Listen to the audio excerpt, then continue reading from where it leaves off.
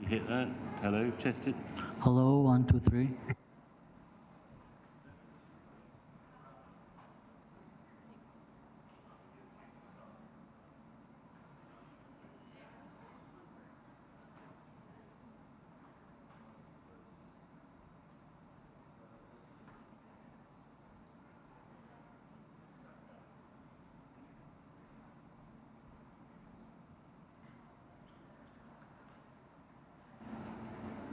Hello, everyone. Thank you very much for coming here. My name is Peyman Naimi, and I'm from Canada. I will be representing Youth Climate Report program, as well as one of the university research centers at Canada, in Canada. So Youth Climate Report is a multilinear interactive database documentary film project presented on a platform of a GIS map of the world, adopted by the UN in 2016 as a portal for the global community of youth to communicate visible evidence of climate impacts in their home countries directly to the UN. So the basic aim is to have training programs that are brought to remote and indigenous communities to ensure access for as many people as possible.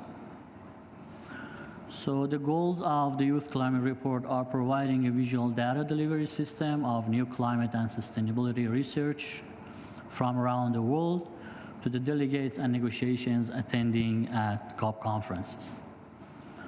Also, we provide a voice for youth around the world so they may be heard at, again, the COP conferences, as well as providing the voice to the global scientific community. So the latest research will reach the environmental policymakers of the UN, and also give voice to the underrepresented communities of indigenous people and those living in remote parts of the world.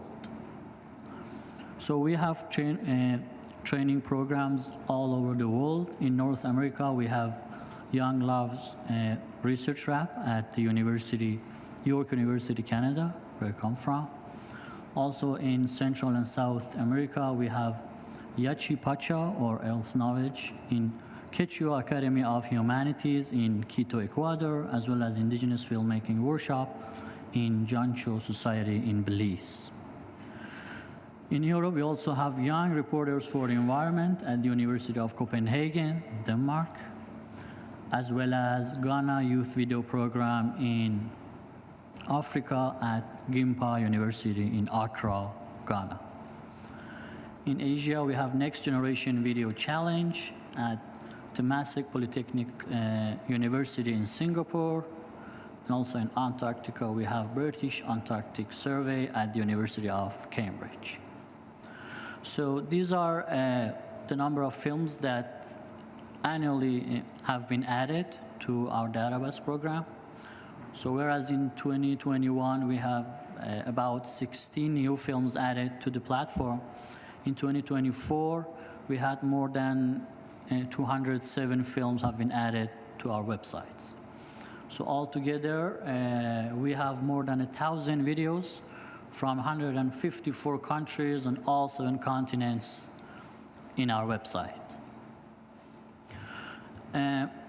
Recently, the Youth Climate Report is proud to announce it has been partnered with Evertree to help plant 800 trees a month around the world. This ongoing partnership ensures that Youth Climate Report is now a carbon negative partner program of the UNFCCC. So this goes beyond being carbon neutral, actually, since our tree planting activities are taking more carbon dioxide out of the atmosphere than we are putting in. Also, YCR has been awarded this year's J. Roberts Cox Award for Environmental Communication and Civic Engagement by the National Communications Association in Washington. The award will be presented to the executive of YCR, Dr. Mark Terry, on the NCA's 110th annual conference later this month. The NCA praised the Youth Climate Report for its civic engagement and environmental advocacy, which have had an important impact on the global community. Also, I'm going a little to talk about CFAL York, which is one of the 32 research and training centers working closely with United Nations Institute for Training and Research, UNITAR, to provide training sessions, capacity building programs at higher level education, as well as working on citizen science for the citizens. The capacity development activities of the center basically focuses on diversity and inclusion, health, entrepreneurship, and economic development, and in integrating the sustainable development goals in academic institutions. So we have different interdisciplinary programs at CFAL York, working on virtual reality training sessions. Also, we had recently eco-edutainment course, basically teaching the students at higher level education about using games and serious games for environmental education and environmental purposes, as well as we have some ongoing drone-based practices for environmental equity as well, that you can see the pictures here. We have also a number of speaker series at CFAL York, so they are online and everyone can also share from around the world. So recently we have climate change emergencies and cultural heritage speaker series, as well as climate change displacement dialogue speaker series. So now I'm going to show a trailer,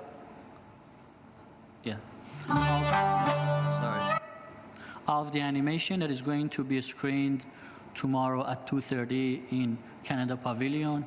So this 25-minute animation film basically is about plastic pollution and environmental advocacy.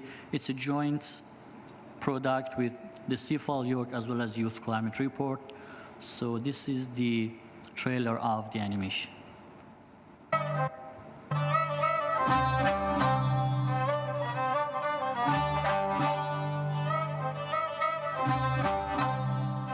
Excuse me, ma'am. Do you know which way goes to the maple trees? Where would you like to go, Grandpa? To protest. All the animals are migrating from there at this time of the year. Oh God, who knows how many other birds and fish suffered from this? When and where will it take place? It's the most unbelievable meeting in the history of all marine life. If the same scenario continues, there will be no fish for us to eat. No more suffocation. Clean water is our Right. Climate change is going to go. It is estimated that more than 50,000 people will gather in a protest to stop climate change. I have got to do something with these guys. What's happening? Oh my God, I'm falling. I can't continue this anymore. Here we are. We lost 2 birds. It was my last wish to do in life. It has never been this cold and freezing at this time of the year ever before. I'm sure your son would be proud of you, man.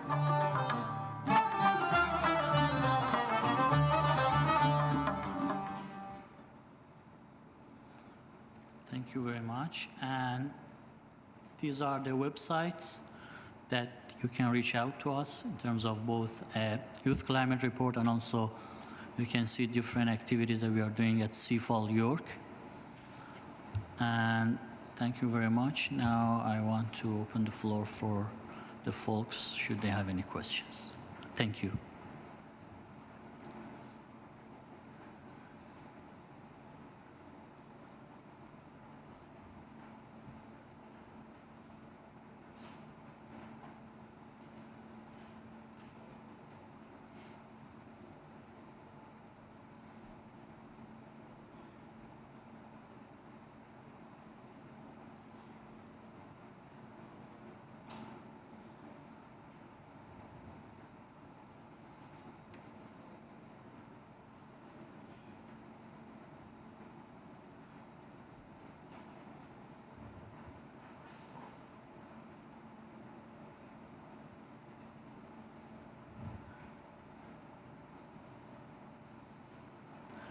So I think we do not have questions. It's a little early, but I don't know if we want to wrap up the session or we can wait if folks have more questions.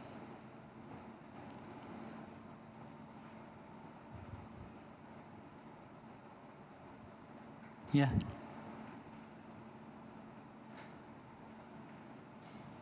So I'm overall a little curious on the GIS aspect of this project, both if there's like a learning curve for those who have not used GIS to actually be able to contribute to this, and just more so what that process of this looks like.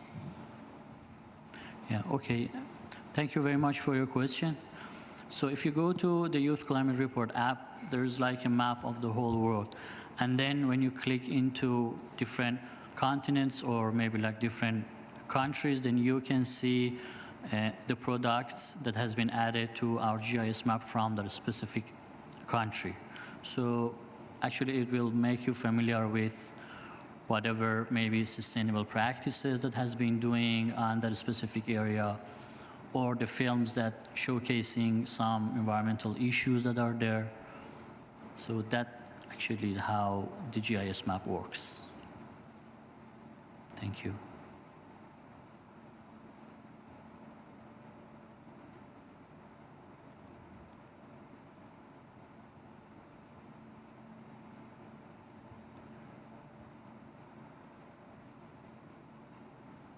I think someone has a question here.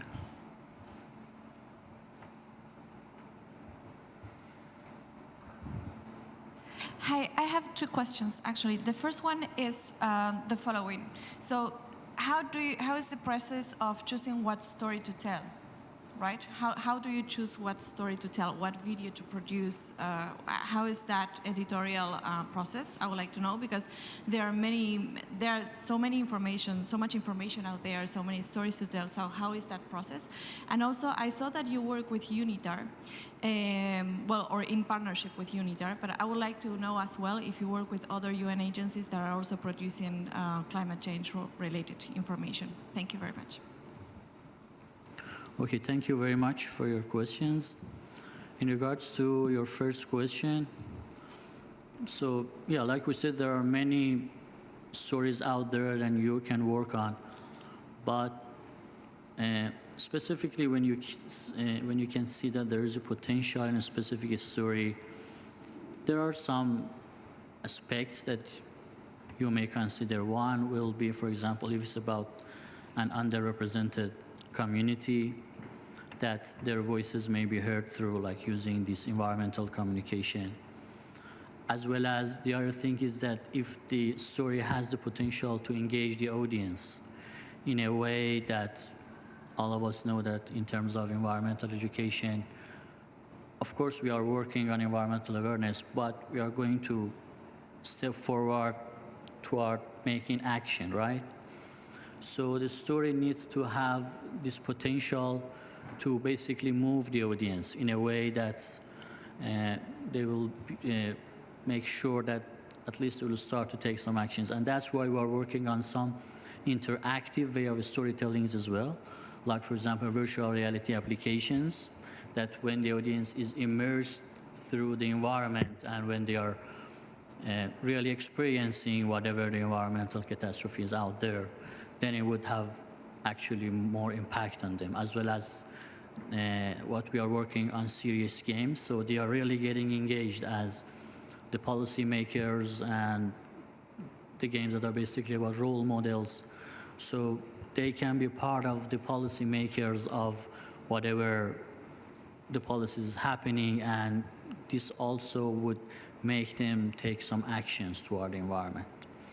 And I hope this answers your first question. For the second question, can you please elaborate more on that? Thank you. Yes, because I saw in your presentation that you're working in partnership with UNITAR, right, to create all these training modules and so on.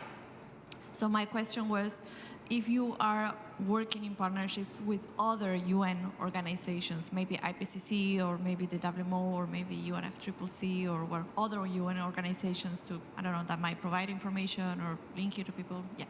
Yeah, thank you very much.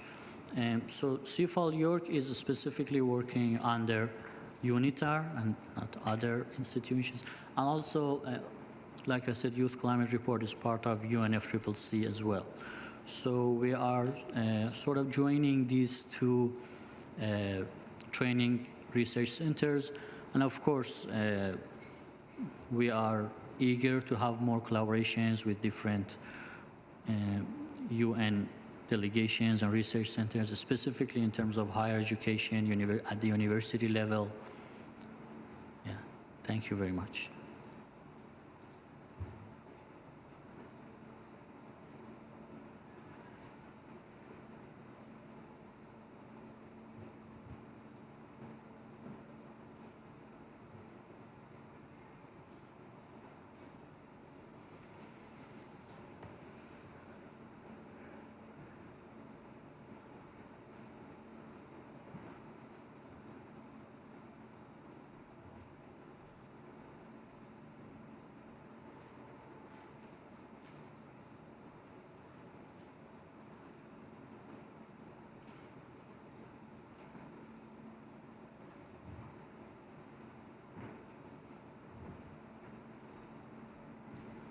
Okay, thank you very much. If we do not have any more questions, we can wrap this session up.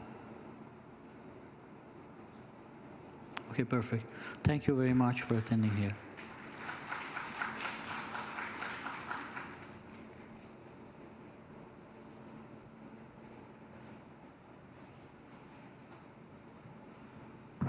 Hi. Yeah, of course.